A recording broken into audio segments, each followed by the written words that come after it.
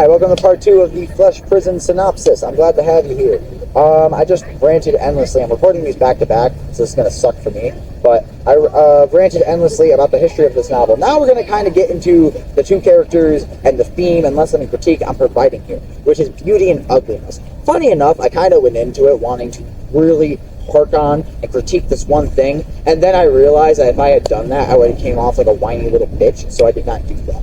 When I wrote this novel, I really wanted to go into it. Like, originally it was just Jessica Chic. I wanted to go into it and critique the model industry. I wanted to go for blood. And then I kind of realized that there's something deeper here when looking at beauty and ugliness. And that's the fact that I could go into it and be like, oh, the model industry is doing this. Oh, people are blah, blah, blah. But I think it really comes down to it's kind of a paradox. Because people who are deemed beautiful are seen as ugly, and people who are deemed as ugly are seen beautiful. And it kind of made me realize that it's an ultimately meaningless paradox. And that's kind of what the lesson, theme, and critique became. It became more of a thought piece than it did even a lesson or theme. And I usually hate stuff like that that's like, oh, it's actually just meaningless in the end. It doesn't matter.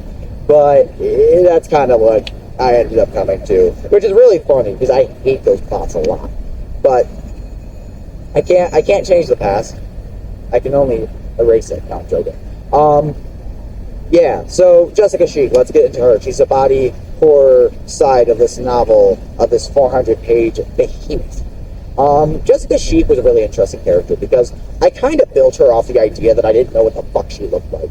Like, the entire time, during most of this novel, she describes herself as like this amorphous blob. Because again, what she's representing is not only body dysmorphia, but the insane beauty standards we place on women, which is fucking insane, dude. And even critiquing the model side of it, and what's kind of described as ivory tower, or rather the whole like social media and the whole beauty and ugliness on that side of hierarchy of, oh, I'm more pretty than you, oh, you should be like me, oh, you're too fat, oh, you're too skinny, oh, you're too this, oh, you're too that. So it's kind of funny that that's what it became in the end.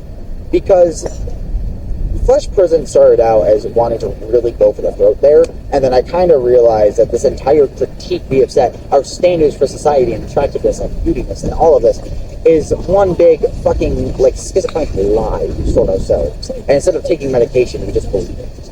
And it's really weird now, because it shows a different aspect of humanity when you really look into it. So, Jessica Chic being never described, in fact, she never even tells you her name.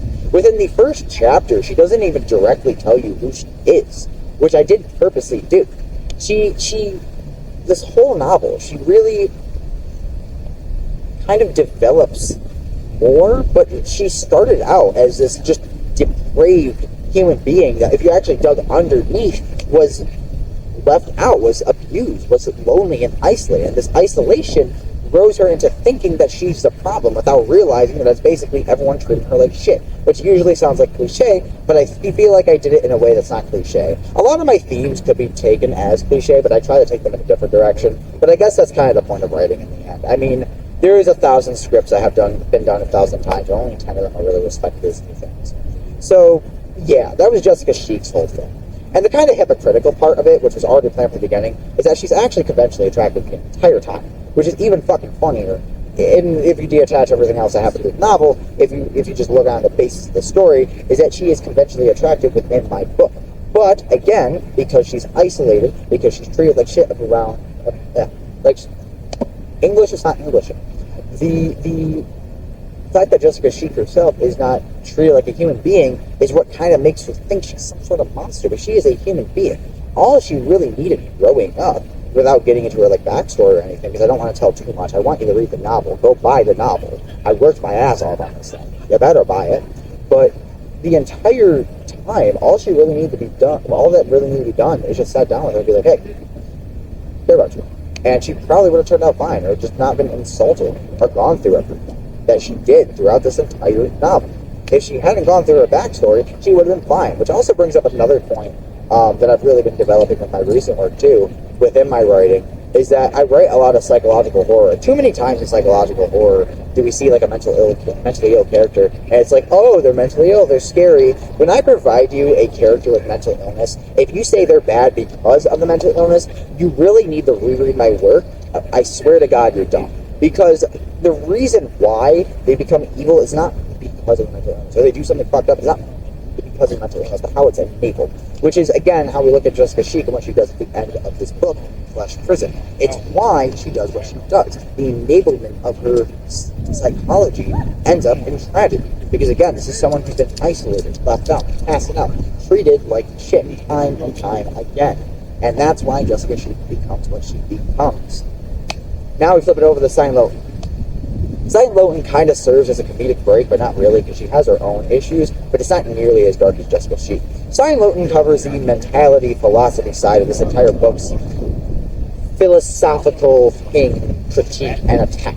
So, again, she covers all of that. Signe Loton's really interesting, because just like Jessica Sheik being an entire fucking hypocrite, Signe Loton is also an entire fucking hypocrite. She says that she hates how everyone's so righteous and so egotistical, but she herself is also kind of egotistical, which is called out later by another character named Graham.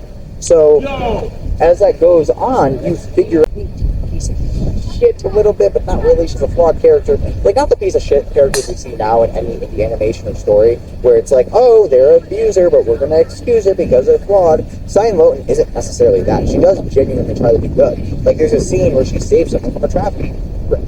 Like, in this book, well, not like saves, but still helps someone out, even though she abhorrently hates that person originally in this entire reading. And that's purposely done to show you that she isn't just a piece of shit. She is a genuine human being. She just wears her thorns on the outside. And it's pretty interesting with that, too. And she becomes a more important character as you go, because she's also investigating what Jessica Sheik does in this novel. I don't want to give too much. I'm trying to figure out how to, like, keep in the dark a little bit while also informing. She becomes this really interesting character because she has to go through all this growth, and her entire arc could basically be described as her looking at herself being like, huh, you're kind of the thing you hate. And it becomes more clear when we get into the beauty and ugliness critique that often a lot of people have things to say about other people. If we judge like morality or philosophy or all of that, or like, oh, why are they dating them? Oh, why are they acting like this? And it becomes more interesting when you realize what makes you so much better. And that's kind of what Signe Loton goes through this entire novel. Like, she's calling everyone this and doing all this shit and just being an asshole and being kind of funny about it, but being an asshole to everyone. But what makes her so much better than everyone else? And it becomes really interesting. She's the likable asshole, but also she's not much better than everyone else. It's kind of like a humbling that happens to not destroy her absolutely like typically humbling does.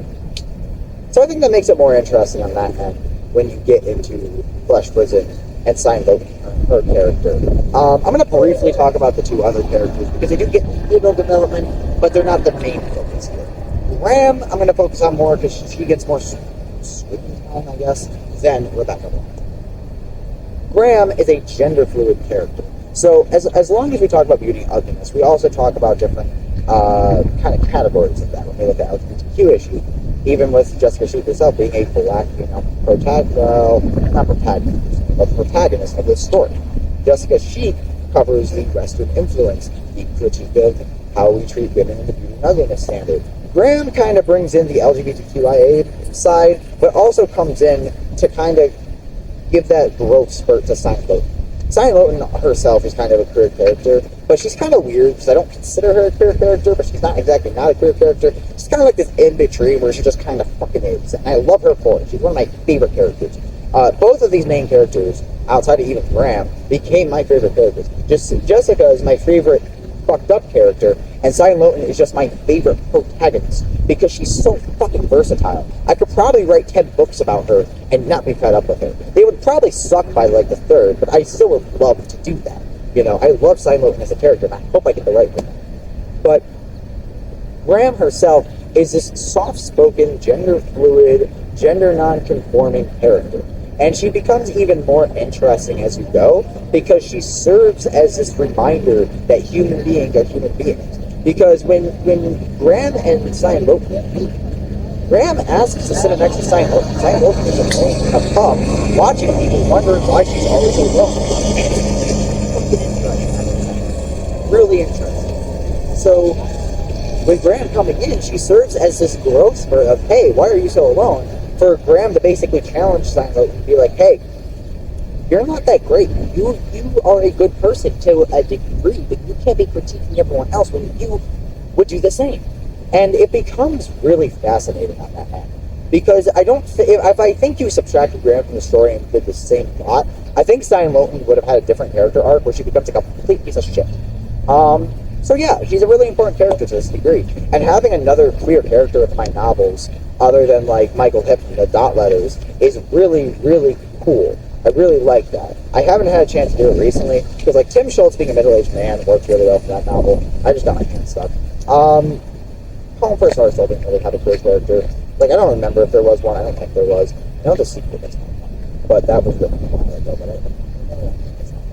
But even then, being able to introduce that again is pretty cool. I love bringing diversity to my novels. Again, it has to be justified, because I don't want to handle representation the way that a lot of other authors do, where it's like, here's a trans character, their entire personality is that they're trans. Because I swear to God, if I see that one more time, I'm going to compile all those books and fuck them. I'm done with that shit. But when I write a character, I need them to be more than whatever they are. If they're a minority, they need to be more than that minority, because that's how you do representation. That's how you do it, without treating them like they're just their minority within their personality of that novel, which men have not gotten when they try to write female main characters, which is really fucking funny. I don't really know what else to say on that end, so we're going to move on to talking about another character, Rebecca Black. I'm going to do this briefly because she doesn't get as much time, and it's still really funny that I stole a celebrity's name by accident for this character. Like, another example when that happened is Tim Schultz. I kind of stole Schultz from Tim Schultz, a journalist of the Lockport area. That's hilarious that I did that. I did it again, too, with this novel. It'd be really funny if I do that with Christmas Incorporated. Christmas is their sequel. I can't talk. Will be placed in. But I don't have much to say. She gets a short story just like Graham does, but she kind of gets developed as you see her more as a human being than just a model, while Jessica Sheik sees her as some sort of fucking Aphrodite god, because she represents something that Jessica Sheik wanted to be but did not become. And I think on that end it becomes even more fascinating when you delve deeper into Rebecca Black's character, and even Steve's character within that entire arc, an entire story within this story that's within a story. Really funny how I wrote it that way. She becomes less of a model in the story, and like Jessica Sheik's side, she's some sort of god, while in her short story, she gets developed as a human being. She has emotions, she has issues, she has all this stuff, and she's on and she has her own niche that she has to contain to. A lot of times, I think even models, whether it be Instagram models or fucking whatever, all over the board, are treated like some sort of gods, but we forget that they're human beings too, which kind of serves a dual-edged critique where it's like, why are you worshiping another human being who's just as shitty as you? And also, we need to care about these people just as equally and not just treat them like gods. But that's a separate debate that we have just not figured out how to have. So, yeah, Rebecca Black is an interesting character on that end within this novel. Still love that I stole that fucking name. I can't get over that. I think that's all I have to talk about the character section of this little critique and synopsis. This little part 2 I made. I might do a part 3 in a second. But yeah, really, really interesting, all of these different characters and how they interact with each other within the Flesh Prison world. And still being 405 pages. Again, I hope I said this at the end of the last video that I recorded, just like one take I've been doing. Go buy the novel, go get the CDs and vinyls. Like, there's cool shit here. Get the CDs and vinyls of Flesh Prison. They're really cool. Get like the music, get a little short story with them. Yeah, I'm really glad to be releasing this thing. And I hope you guys enjoy it. It comes out June 30th. Don't know if this will release on the day of or the day before. Flesh Prison Tour, summer sale. Maybe this is the date, something else like that. But thank you for all your support. And yeah, don't know what else to say on that. I gotta grab a bottle of water before I record part 3 though, so fuck this. And thank you.